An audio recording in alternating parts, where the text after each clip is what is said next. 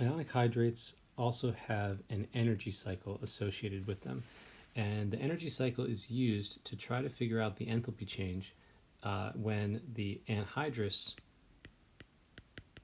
ionic compound turns into the hydrous form of the ionic compound.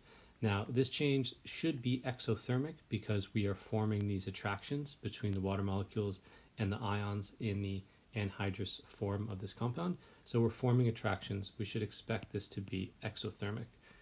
But this change is actually pretty difficult to carry out very precisely, to only get those 5 water molecules per every formula unit of ionic compound, and not to add any excess water or not to add too little is challenging experimentally.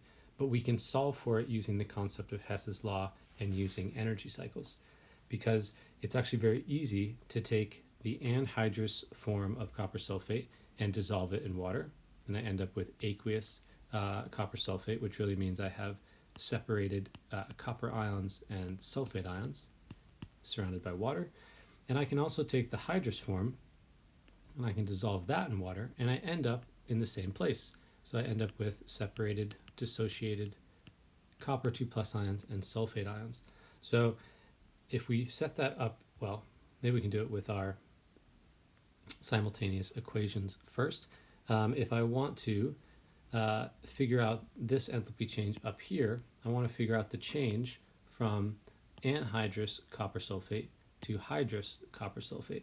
If I look down at these two equations that I have to work with, this is anhydrous and this one is hydrous.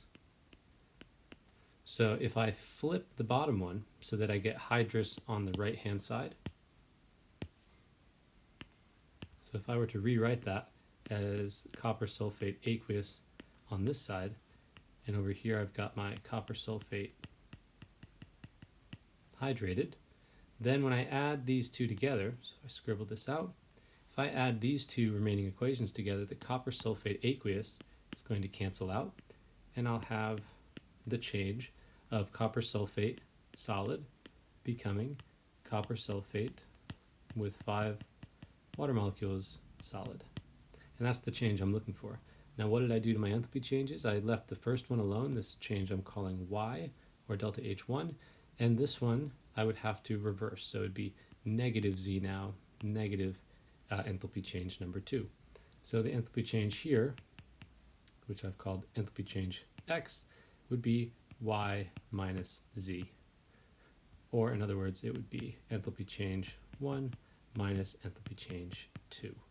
So those two enthalpy changes are quite easy to carry out. You simply add the different forms to water, record your mass and temperature data carefully, and you can calculate those two enthalpy changes, and it lets you solve for what that enthalpy change of hydration from anhydrous to hydrous form, it allows you to calculate that quite precisely. Shown a different way in the energy cycle, not everybody's favorite, but we can work with it. Again, the concept here is that I can start with the anhydrous form, and I can go and dissolve that. So I'm dissolving the anhydrous form. That's going to have a certain enthalpy change. And I can dissolve the hydrous form over here. That's delta H2, so this is also dissolving. And over here is the tricky one. This is the one that is difficult to carry out experimentally, but it's sort of, I can see how it works together in this cycle. If I start with this copper, anhydrous has no water on it, and hydrating it is adding a little bit of water. So this is the hydration to form the hydrous form, and then I add a lot of water to dissolve it. Or I can go straight with the anhydrous and just dissolve it completely. And so the one on the left, this path kind of has 2 steps to get to the same path as this one on the right has 1 step. That means that these 2 steps must equal this other step. That's one way to look at it. And then I could solve for delta Hx algebraically, like that. Notice I get the exact same equation here that I got up above when I used the simultaneous equation, so I'm still going to get the same answer. The other way, you can do it visually. If you want to solve for this arrow, then you need to make these other two arrows also get you from the same starting point to end point. So this is the starting point and this would be the end point over here. So if I want to do that, then I need to go this way, but then I need to go this way. I need to go to the left. And so these two changes in purple should add up to the change in blue that I circled. And so that means when we flip the arrow, I flip delta H2. And so, just like I've shown down here, delta H1 minus delta H2 equals this enthalpy change. So this is not listed anywhere on the syllabus, but it is an example that gets used sometimes. So it's important to know about the enthalpy changes associated with ionic hydrates.